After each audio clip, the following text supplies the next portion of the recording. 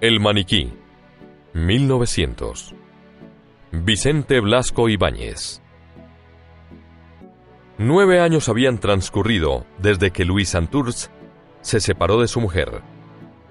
Después la había visto envuelta en sedas y tules en el fondo de elegante carruaje, pasando ante él como un relámpago de belleza, o la había adivinado desde el paraíso del Real, allá abajo en un palco, rodeada de señores que se disputaban el murmurar algo a su oído para hacer gala de una intimidad sonriente.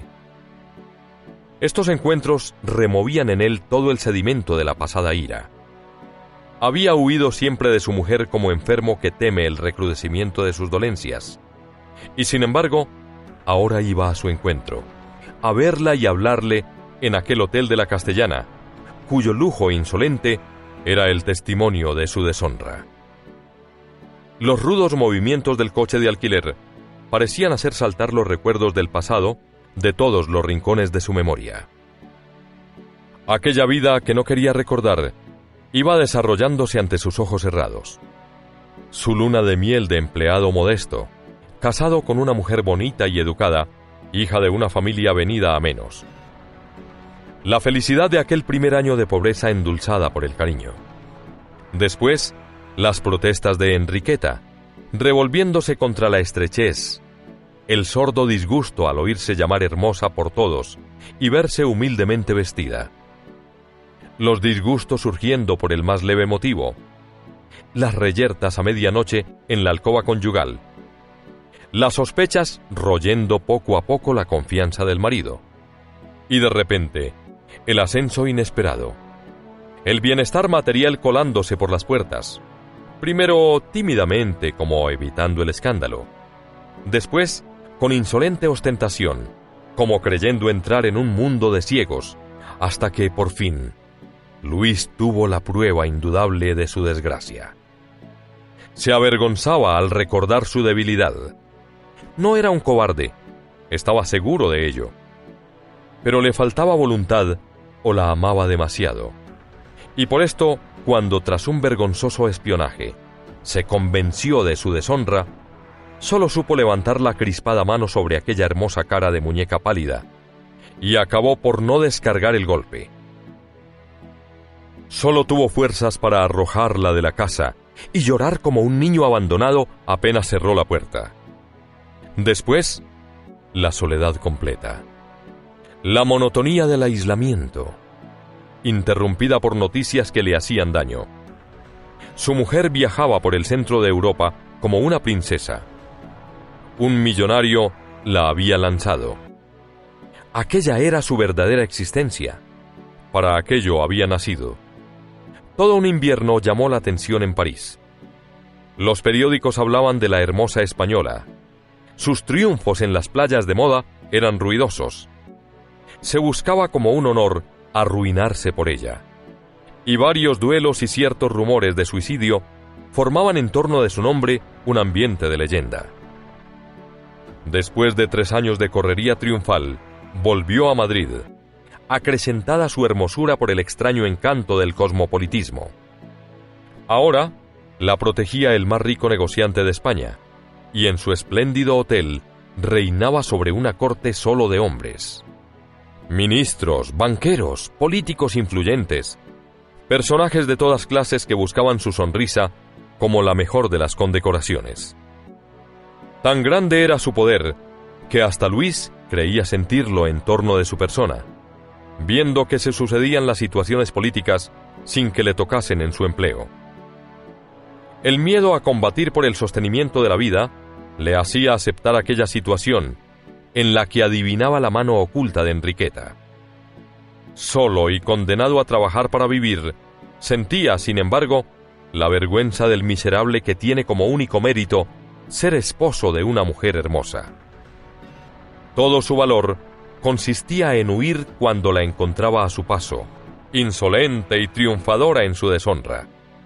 Huir perseguido por aquellos ojos que se fijaban en él con sorpresa, perdiendo su altivez de mujer codiciada. Un día recibió la visita de un cura viejo y de aspecto tímido, el mismo que ahora iba sentado junto a él en el coche. Era el confesor de su mujer. Bien había sabido escogerlo. Un señor bondadoso, de cortos alcances. Cuando dijo quién le enviaba, Luis no pudo contenerse. Valiente tal. Y soltó redondo el insulto. Pero imperturbable el buen viejo, como quien trae aprendido el discurso, y lo teme olvidar si tarda en soltarlo, le habló de Magdalena pecadora, del Señor, que siendo quien era, la había perdonado, y pasando al estilo llano y natural, contó la transformación sufrida por Enriqueta. Estaba enferma, apenas sí salía de su hotel. Una enfermedad que roía sus entrañas, un cáncer al que había que domar con continuas inyecciones de morfina para que no la hiciera desfallecer y rugir de dolor con sus crueles arañazos. La desgracia le había hecho volver sus ojos a Dios. Se arrepentía del pasado. Quería verle. Y él, el hombre cobarde, saltaba de gozo al oír esto, con la satisfacción del débil que se ve vengado. Un cáncer. El maldito lujo que se pudría dentro de ella, haciéndola morir en vida. Y siempre tan hermosa, ¿verdad? ¡Qué dulce venganza! No iría a verla. Era inútil que el cura buscase argumentos. Podía visitarle cuando quisiera y darle noticias de su mujer. Aquello le alegraba mucho. Ahora comprendía por qué los hombres son malos. Desde entonces el cura le visitaba casi todas las tardes para fumar unos cuantos cigarros hablando de Enriqueta, y alguna vez salían juntos, paseando por las afueras de Madrid como antiguos amigos. La enfermedad avanzaba rápidamente. Enriqueta estaba convencida de que iba a morir. Quería verle para implorar su perdón. Así lo pedía con tono de niña caprichosa y enferma que exige un juguete. Hasta el otro, el protector poderoso, dócil a pesar de su omnipotencia, le suplicaba al cura que llevase al hotel al marido de Enriqueta. El buen viejo hablaba con fervor de la conmovedora conversión de la señora, aunque confesando que el maldito lujo, perdición de tantas almas, todavía la dominaba. La enfermedad la tenía prisionera en su casa. Pero en los momentos de calma, cuando el pícaro dolor no la hacía ir de un lado a otro como una loca, hojeaba catálogos y figurines de París, escribía a sus proveedores de allá, y rara era la semana en que no llegaban cajones con las últimas novedades, trajes, sombreros y joyas, que después de contemplarlos y manosearlos un día en el senado dormitorio, caían en los rincones o se ocultaban para siempre en los armarios, como juguetes inútiles. Por todos estos caprichos pasaba el otro, con tal de ver a Enriqueta sonriente. Estas continuas confidencias hacían penetrar lentamente a Luis en la vida de su mujer. Seguía de lejos el curso de su enfermedad, y no pasaba día sin que mentalmente se rozase con aquel ser del que se había apartado para siempre. Una tarde se presentó el cura con desusada energía. Aquella señora estaba en las últimas. Le llamaba a gritos. Era un crimen negar el último consuelo a una moribunda, y él no lo consentía. Sentíase capaz de llevarle a viva fuerza. Luis, vencido por la voluntad del viejo, se dejó arrastrar y subió a un coche, insultándole mentalmente, pero sin fuerzas para retroceder. Cobarde, cobarde como siempre. En pos de la negra sotana, atravesó el jardín del hotel que tantas veces, al pasar por el inmediato paseo, había espiado con miradas de odio. Y ahora nada, ni odio ni dolor. Un vivo sentimiento de curiosidad, como el que entra en país desconocido, paladeando anticipadamente las maravillas que espera ver. Dentro del hotel, la misma impresión de curiosidad y asombro. ¡Ah, miserable! ¿Cuántas veces, en los ensueños de su voluntad impotente, Se había visto entrando en aquella casa como un marido de drama, el arma en la mano, para matar a la esposa infiel, y destrozando después como una fiera loca los muebles costosos, los ricos cortinajes, las mullidas alfombras. Y ahora la blandura que sentía bajo sus pies, los bellos colores por los que resbalaba la mirada, las flores que le saludaban con su perfume desde los rincones, causábanle una embriaguez de eunuco, y sentía impulsos de tenderse en aquellos muebles, de tomar posesión como si le pertenecieran, por ser de su mujer.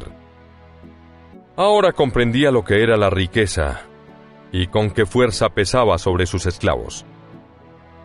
Estaba ya en el primer piso y ni siquiera había percibido, en la calma solemne del hotel, ninguno de esos detalles con que se revela la muerte al entrar en una casa. Vio criados, tras cuya máscara impasible creyó percibir un gesto de curiosidad insolente. Una doncella le saludó con enigmática sonrisa, que no se sabía si era de simpatía o de burla por el marido de la señora. Creyó distinguir en una habitación inmediata un señor que se ocultaba, tal vez era el otro. Y aturdido por aquel mundo nuevo, atravesó una puerta, empujado suavemente por su guía. Estaba en el dormitorio de la señora, una habitación sumida en suave penumbra, que rasgaba una faja de sol filtrándose por un balcón entreabierto.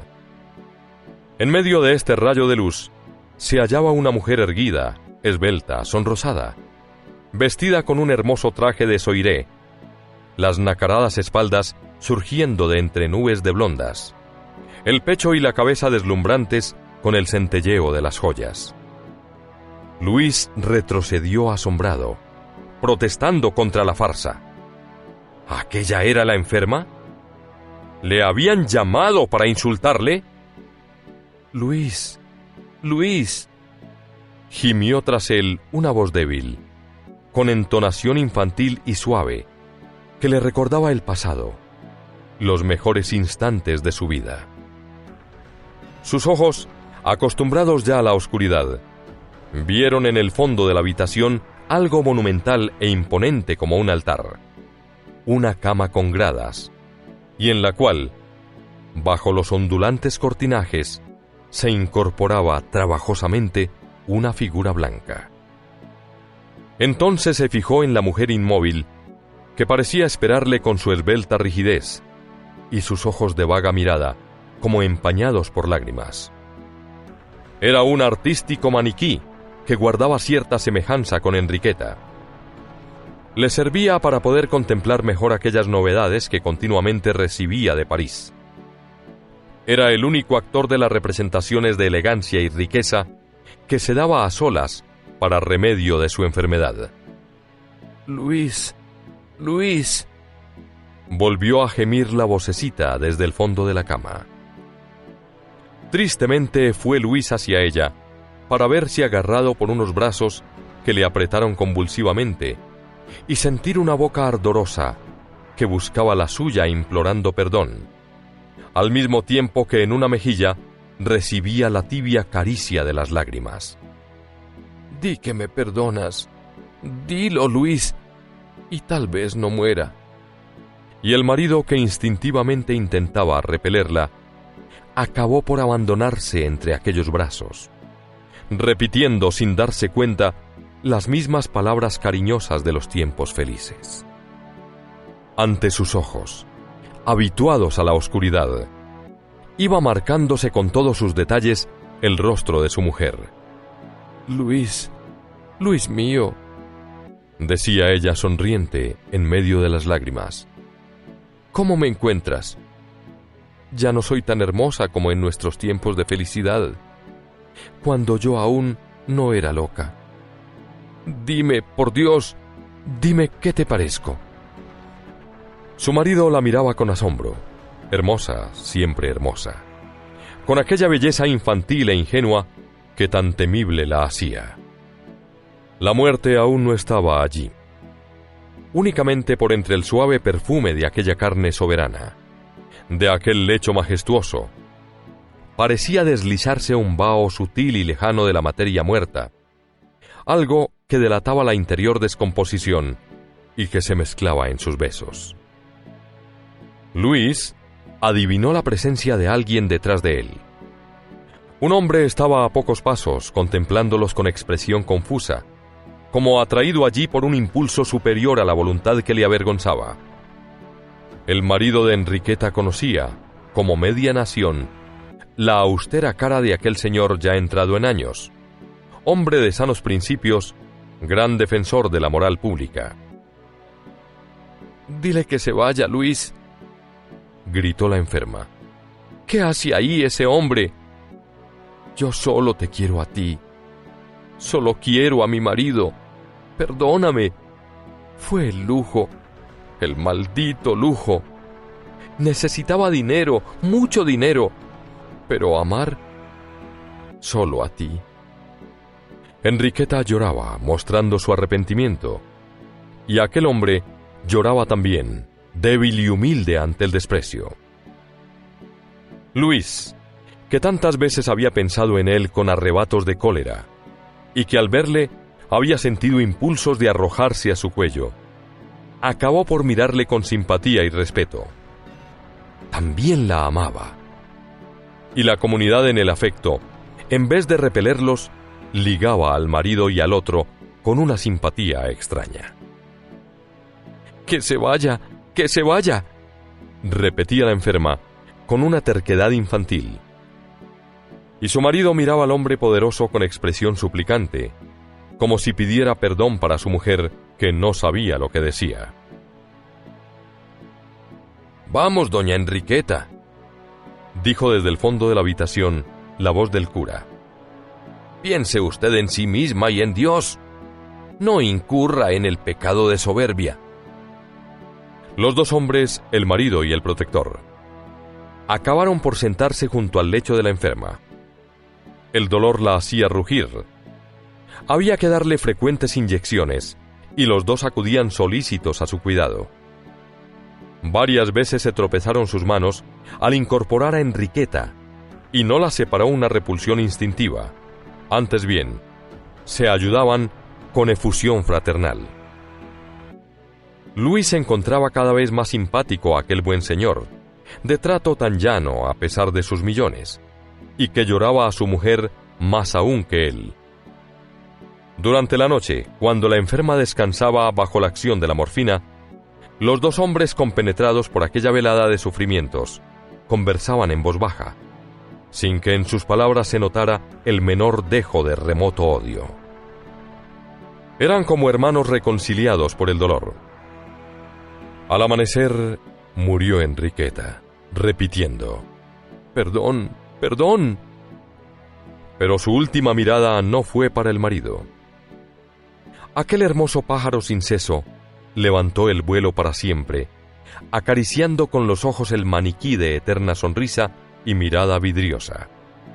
El ídolo del lujo, que erguía cerca del balcón su cabeza hueca, sobre la cual, con infernal fulgor, centelleaban los brillantes, heridos por la azulada luz del alba.